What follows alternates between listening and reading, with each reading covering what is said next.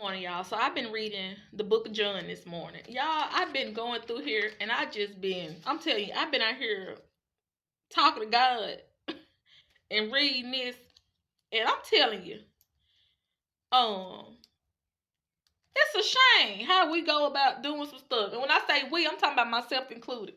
Y'all, I'm gonna point out some stuff that I've read, and I'm gonna show you like how I need somebody to make that make sense. I'm trying to make it make sense. Like, Lord, this is how we act. Like, this is really how we act. So I'm gonna start where I just left off, and then I'm gonna back up. So I'm gonna sort of go backwards, but I want to go over this with y'all. Hey, my name's Cassandra. I do all kind of content over here, but y'all, let me just jump on in here because I've been spending time with God this morning and yesterday, and I knew yesterday I wanted to read the Book of John, but let me jump in here because I'm gonna show y'all just how cocky we can be sometimes, and this is my take on it. This is what I'm getting from it as I read. If you read and you get something else, this is how I'm interpreting it as I read the Bible. So let me show y'all how we can get cocky, and we including myself sometimes. So let me read this. It don't make no sense. How we act. So I'm reading from the book of John, chapter 4. And this is when Jesus is talking with a Samaritan woman. So it said, now Jesus learned that the Pharisees had heard that he was. Let me back up. Because what just happened in chapter 3 was pretty much toward the end of chapter 3 was John testifies about um again about Jesus. So I'm gonna read John chapter 3 verse 22. So I gotta give y'all a little backstory so y'all can see what I'm talking about. So John chapter 3 verse 22. After this, Jesus and his disciples went out into the Judean countryside where he spent some time with them and baptized. Now John was baptizing at Anon. Forgive me if I'm pronouncing this stuff wrong. Near Salem, because there was plenty of water and people were coming and being baptized. Then it says in quotes, this was before John was put into prison. Because I'm like, what John finna go to prison for? I haven't gotten to that. It says an argument developed between some of John's disciples and a certain Jew over the matter of ceremonial washing. So the baptizing, they were arguing about this. This is where I started highlighting. I'm gonna turn y'all around so y'all can see. So I put it in pink. So they were an argument developed between some of John's disciples. So I'm right here for those that are watching, and a certain Jew over the matter of ceremonial washing. They came to John and said to him, Rabbi, teacher, that Rabbi, that man who was with you on the other side of the Jordan, the one you testified about, look, he is baptizing and everyone is going to him. I stopped and I went over there to the side. So people came to John while he baptizing because a little bit further over, God, not God, Jesus was talking. He was saying, you must be born again to enter the kingdom of God. And Jesus said, don't be surprised. You must be born again. So when I was reading on down and it was starting to say, people were lining up, they're wanting to be baptized. I bet you are. Because he done said, ain't no way you getting into the kingdom of heaven if you ain't baptized. These folks got the nerve. John over here baptizing. You see what I'm saying? People giving their life to God. You gonna have people that come to you and say, hey, look over there. Look what he doing. They taking something from you. But let me tell y'all. Let me tell y'all how John responded to this. John said, to this John replied, a person can only receive what is given from heaven. And I was like, I tell you, ain't that somebody shutting you up real fast without cussing you out? I tell you, John said, you yourself can testify that I said, I am not the Messiah, but I was sent before him. If you go back a little bit further, at the beginning of John talks about, he explains to them when he came, he said, I am not the Messiah. He told them he is just the voice of the one in the wilderness. He's coming before, telling them about the person that has already come before him. He already done told y'all that he is not the Messiah. He is coming, telling you that Jesus is coming. So you trying to come over here and be like, oh, but look, somebody taking something from you. And John said, look here. A person can only receive what is given from heaven. You yourself can testify that I said I am not the Messiah, but I'm sent ahead of you. And then he gives this example, which I think is absolutely wonderful. It said, the bride belongs to the bridegroom. The friends who attend the bridegroom waits and listens for him and is full of joy when he hears the bridegroom voice.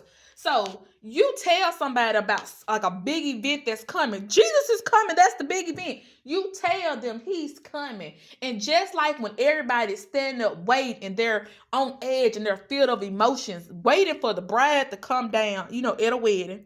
And then you waiting for the bride to come down to meet the bridegroom. It's like that feeling. You done told them about the event that's coming up. You done told them he's coming. And so, as you wait, that's where the joy comes from. You done told them what you need to tell them. And he told them, that joy is mine and it is now complete. He told them what he was supposed to do. He was sent as a witness for Jesus. He already told them that. So this ain't something, this ain't no surprise to them. And he said, he must become greater and I must become less. We find ourselves in situations where we are put in a situation where we're supposed to go tell somebody something. And we feel like you don't want the other person to be bigger than what you're supposed to be. John ain't trying to be bigger than Jesus. He went before Jesus because Jesus had already gone before him and said, go do this. And he did it. So when people started going to the other side of the river, as it stayed over here, to get baptized as well, because Jesus was baptizing, and on the other side of the river, John was baptizing. He already said, and now it's complete. And he says, and it breaks it on down. This is verse 31 through 36. And he said, the ones who come from above is above all, and the one who is from the earth belongs to the earth. We must remember that. We can't be out here. I'm telling you, I was reading this, and I was just sitting here, and I was like, I tell you, but this is the part that I had to get on my camera because I've been wanting to come to y'all as I've been reading these last 2 pages. I may have to go back and fill y'all in, but when I got to this part over here, I said, if I don't get on the camera and tell y'all, I feel like I'm supposed to be telling somebody. And when I got ready to start reading this, I was like, Lord, just give me clarity and help me here. And I'm seeing so much cockiness. And I don't know, that's what I'm seeing because I feel like, lately, I feel like we ask God some, and then when he tell us, we go to question him. Let me show you what I'm talking about. It says, now, Jesus learned that the Pharisees had heard that he was gaining and baptizing more disciples than John, although, in fact, he was not Jesus who baptized, but his disciples. So he left Judah and went back once more to Galilee. This is where it come up, y'all. Now, he had to go through Samaria, so he came to the town near the plot of ground Jacob had given to his son Joseph. Jacob's well was there, and Jesus, tired as he was from his journey, he sat down by the well. Now, it was by noon now. So, a Samaritan woman came to draw water, and Jesus said to her, will you give me a drink? I already find this funny because it's like God is asking you something he already know the answer to. He said, will you give me a drink? And in quotation, it lets you know something important. His disciples had gone into the town to buy food. So it's not like God's there. It's a whole crowd and it's people watching and people, seeing like what you're going to do like in the aisle other. It's just you and God. And I thought about this and I put over here my thing. God is alone. It's just you and God. Ain't nobody else around.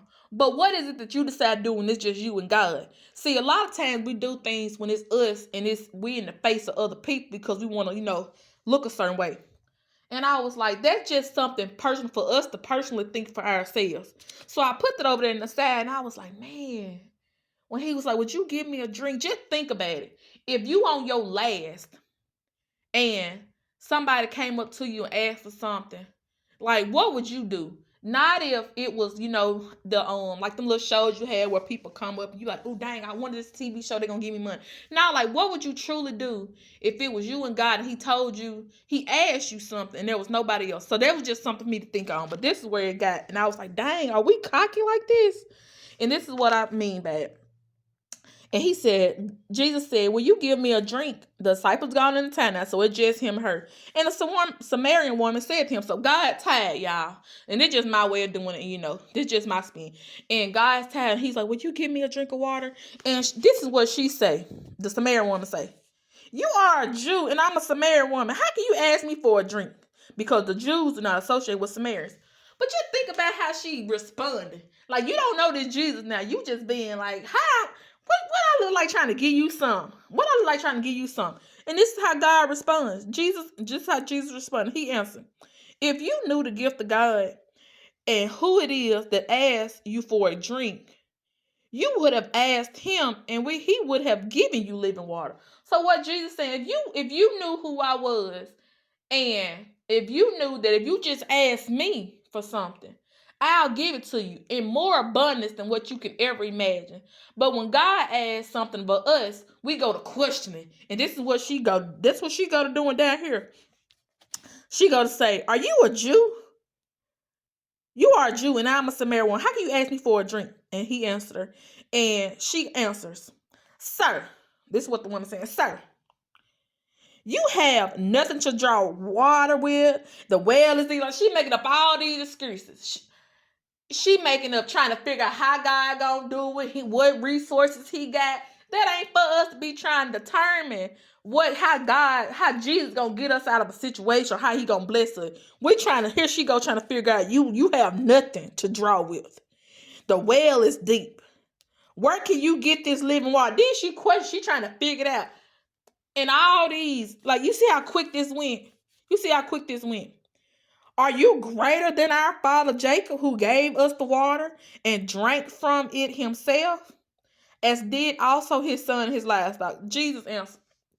And I tell you, this is why I be sitting here and I be like, man, if this how we come across, me and you, this how we come across when God asks us something. We ask for something. God put it there. And if God come and say, hey, can you do this? Because I can bless you more. You go to heaven. Well, how you gonna do it, God? How you gonna do it, Jesus? How you plan to get me out of this? I've been in this for a long time. Don't worry about it. Don't worry about it. Jesus said, everyone who drinks this water will be thirsty again. But whoever drinks the water I give them will never thirst. Indeed, the water I give them will become in them a spring of water, welling up to eternal life. And the woman said, sir, give me this water so I won't get thirsty and I have to keep coming here to draw. So now, he done told you what he can do. You shouldn't be questioning. I shouldn't be questioning how God gonna get me out of something. And I just had, y'all, I'm telling you, I was reading, and he went on and he tell her about herself. This way the part he tell you about yourself. And he told her, go, call your husband and come on back. And she said, I have no husband. God, he know that. He said, Jesus said to her, you are right when you say you have no husband. The fact is that you have had 5 husbands, and the man you have now is not your husband. What you have said is quite true. Y'all, when I read this, I tell you, if he didn't just tell her about herself, if he didn't just tell us about ourselves, we ask him for something. We try to question how he gonna do it, and then the word tells us how he gonna do it, and then we still try. Well, God just gave it to. Let me see, and then God will go ahead and he'll point out stuff to us that we thought he didn't even know. Point out the stuff we didn't even know. Y'all, I said, Lord, you just done slapped me. I've been reading, and I'm telling you, I've been out here in my little shed, y'all, and I've been tickled. And I was reading, I said, Lord, I've been reading the book of John, and this morning I done read. It just amazed me. I'm telling you, I don't even know how to put this into words. Like, just sum up real quick, just like everything that's been going on, and the word being God, and that being the beginning, and he is the light is life, and the life is in us. And then going on to John being chosen to being the one to go, be a witness to, being chosen to be a witness. We go on over, and it's like the next day. And this is when John testifies about Jesus. And it points out the next day, John saw Jesus coming toward him. And I pointed that out because later on, it talks about that Jesus is passing by him. And then later on, it says that Jesus decided to leave. It sets it in like a frame. And I just sit here and I'm thinking that when John saw Jesus walking toward him, Like, y'all, I'm gonna have to break this up. I'm about to put this in like a part 2 video. But pretty much when I was reading it, I'm just taking notes, and it's like, man, you know, you know of him, and then when it becomes the moment, it's time for you to admit what you do and don't know, spread the word. Do we do that? So I was reading and I took some notes, and I just like briefly just run through what I wrote. But it talks about Jesus coming at him, and John saw Jesus coming toward him. And he said, "Look, it's the Lamb of God who takes away the sin of the world." And he said, "That's the man who comes after me, who has surpassed me because he was before me." Y'all, it's so much in there. And even if it don't make sense to you, how can somebody be coming after you? How is somebody's behind you, but they went before you? Who else is that supposed to be? Y'all, I was sitting here like, who else? Who else can go before me, but yet be behind me? You telling me this in front of me went before me, but I'm looking and it's behind me. That ain't nobody but God. That ain't nobody else but him. And I'm just sitting here like, it's like, I don't know. Today it just hit different. It really hit different. And I'm sitting here and I said, Lord, take me on through. And I saw the Spirit coming down from heaven as a dove, and it remained on him. And some of God, he is the chosen one. And then it says, John's disciples followed Jesus. The next day, John was there with 2 of his disciples when he saw Jesus passing by. So before it was Jesus was behind him. Now he passing by. And he said, "Look, the Lamb of God." When the 2 disciples heard him say that, they followed Jesus. They didn't question. They didn't think about it. Hey, you think we should go today? Or hey, you think we should go tomorrow? Or do you think I should wait until, when I get my new clothes for church? Or hey, do you think I should wait till when I get my new Bible?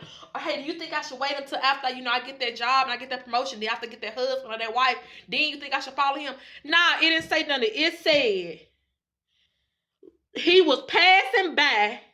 He said, "Look, there's the Lamb of God." The 2 disciples heard it and they followed him. Period. They followed him.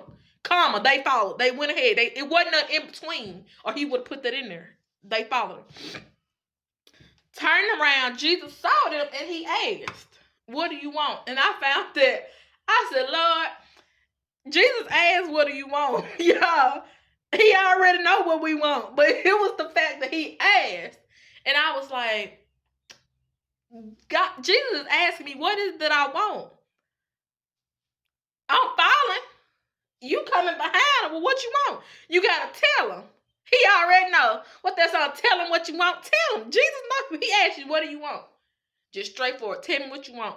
And that's something we all personally got to take and say, Jesus, this is what I want from you. This is where I'm following you. This is what I want. Tell him. He already know. But you open your mouth, confess it, and tell him what it is that you want, y'all. So I wrote that down. And I took some time on it. And I was just sitting here and I was like, Lord, I tell you. And then they went on to say, "Rabbi," which means teacher, "where are you staying?" And this hit another one to me, and I stopped and I jotted down. When they were asking, "So where are you staying?" They were asking Jesus this. Where does Jesus stand in us? Where is he staying within us? Like, where is he? Where is he prioritized and placed in our life? Where is he prioritized and placed in my life? Jesus asked you what you want. And you ask him, where you staying? And Jesus simply said, "Come," he replied, "and you will see." Follow me. Pretty much what he's saying, follow me and you will see. Follow me and you will see. I mean, we be having like these long things. We be doing these long prayers. Just tell Jesus what it is that you want. He said, follow me and you will get it. Just follow me. Follow me and you will see. Follow me and you will see. Come on down. So they went and saw where he was staying. It wasn't no, "Oh, you think we should go now?" I'm telling you, let me turn around. There is no, let's think about it. They turned around. Jesus saw them following and said, "What do you want?" They said, "Rabbi, where are you staying?" And this is what I was telling you, where's Jesus and me? And Jesus said, "Come and you will see." And they went. There ain't nothing in there saying they thought about it. Some days passed. It was 3 days later. Time went. The next day, they immediately went and saw where he was staying. Y'all, I know some of y'all done read this book already, but I'm telling you, it's hitting different today. And I'm reading it. And I'm sitting here like, we question so much. We ask God this. God asks what you want. We tell him. And then it's like when he say, come, follow me, do this. It's in here what you're supposed to do. And then we be like, well, I don't know, Lord. Like, can I wait till Saturday? Or like, can I wait till after like the game go off? Or like, can I wait till my kids get from school? Or like, should I wait until like I get, after the wedding? Or, wait until I find my husband? Or maybe like wait until I like think I done came across somebody good that I think, that may. No, he ain't said all that. He said, come on. He said, come on. And they followed. Y'all, this may be off topic, but I'm applying it to my life and I'm applying it to how we need to use it in our life. So just let me know in the comments what you think. But I'm just telling you how I'm getting it. And it went on to say that Andrew, he was one of the two that heard what John had said, and he followed Jesus. And the first thing that Andrew did, and I made know this, was he went and found his brother Simon, and he told him. So, and I feel like that was more, when we hear about Jesus and we hear about him, we need to tell somebody. We need to tell somebody and let them know, hey, you need to follow Jesus too. So when you hear about God, that's why I sort of jumped on here. I was reading. And it's like, when you hear something about him, tell somebody else about them. There's nothing wrong with it. You may have read this book multiple times. This is my first time sitting down and I'm getting what I'm getting. And I was like, let me tell somebody. You may already know. That's good. I'm excited and I want to tell you what I just read. And it said he followed, and he told his brother, and he told his brother to follow. And it said, we have found, and then they came on down, and it says, Jesus looked at him, so he's talking now to Peter, and he said, are you Simon, son of John? You will be called, and I think there's Cephas, but it's translated, it means Peter.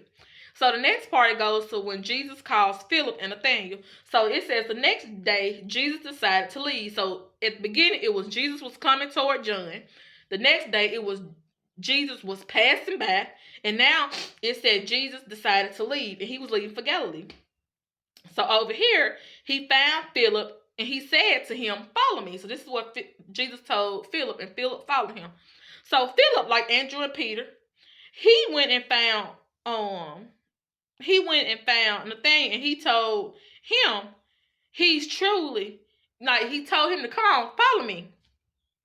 And when Jesus saw Nathanael approaching, he said to him, here truly is an Israelite in whom there is no deceit. He went ahead and followed. There was no question. It wasn't, anything. He just went ahead and he followed Jesus.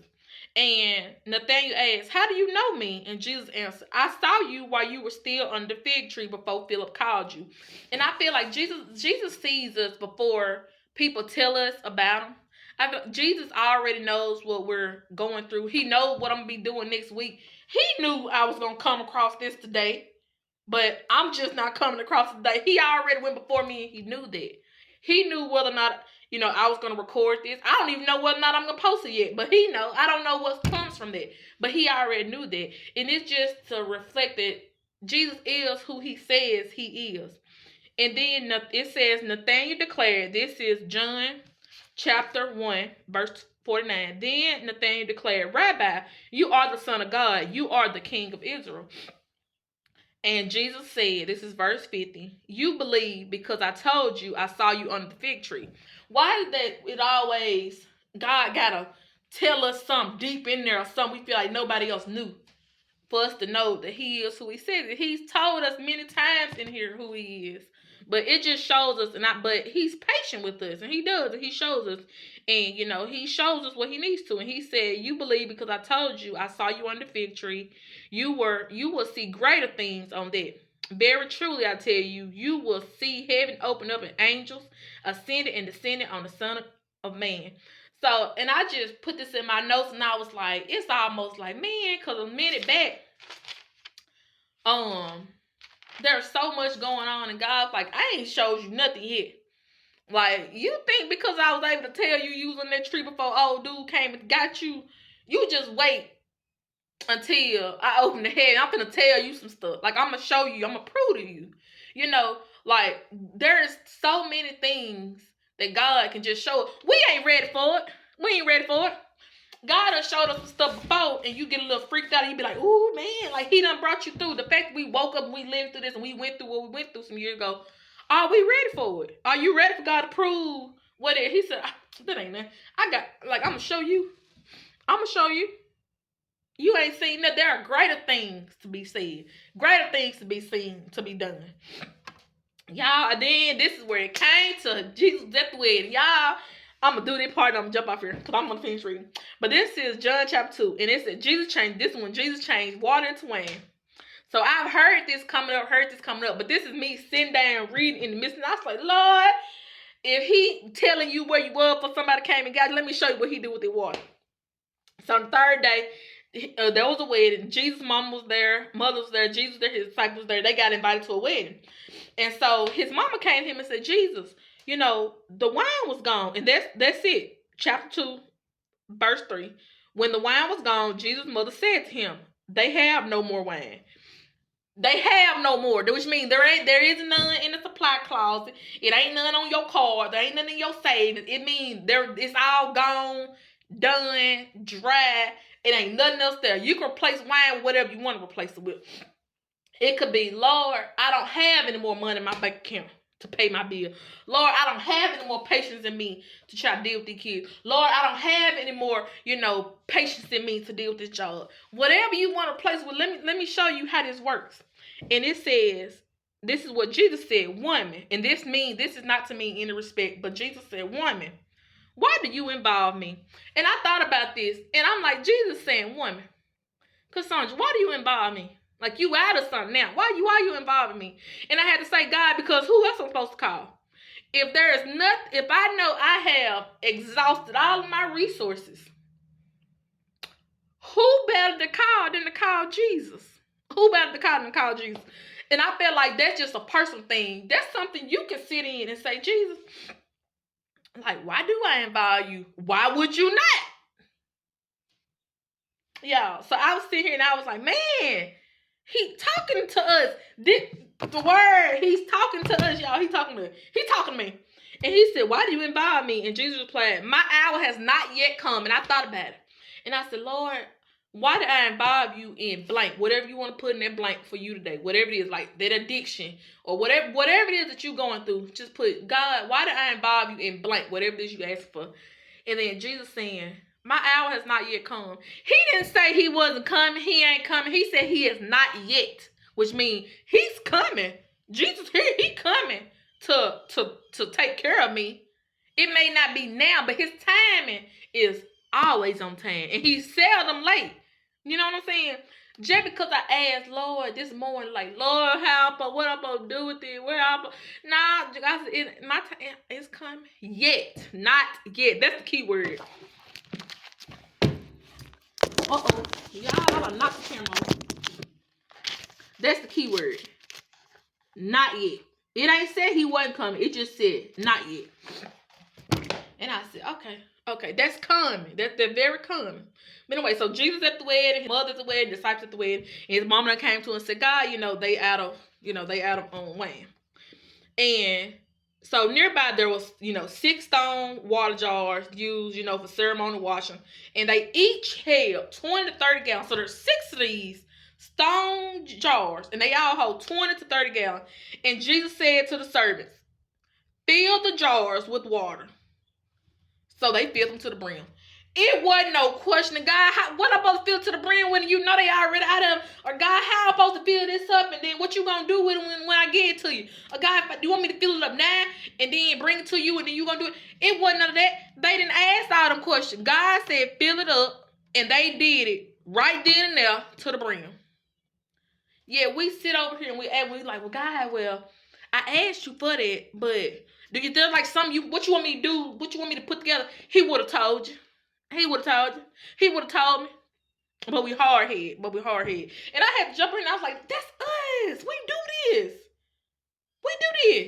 He said, fill them up, and they filled them to the brim. They did what he said, and they took it to the top. They didn't halfway fill it, because like, they weren't saying, well, Lord, I don't know what he gonna do. I ain't gonna fill it what it was. I ain't gonna fill it 20 or 30 gallons. I'm just gonna do 10 gallons. I mean, what he gonna do with it? He said, fill it up. They filled it up. Period. Done. And Jesus said it, and they did it. And I wrote it down. Period. It don't need no more explanation.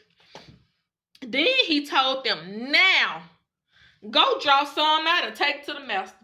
They probably looking like, what you done did to it? He said, now. He said, go fill it up. They filled it to the brim. And then he said, now get some out and take it over there to them. They probably looking like, we will be looking like, what you do to it? I don't see nothing happening. Jesus doing it. We ain't got to see it. We ain't got to see it. We ain't got to see everything. We ain't got to know how he did it. But he did it. They took it to him. And it says the master of the baby, he tasted the water and it had been turned into wine. Y'all, it wasn't no chapter put in between there. It went from one verse of fill it, comma, done, next, do it now, get it out, take it to him, pass it to the man, he drunk it, it's done. All within, 2 verses? 3 verses? And it said he did not realize where it had come from, though the servants who had drawn the water knew.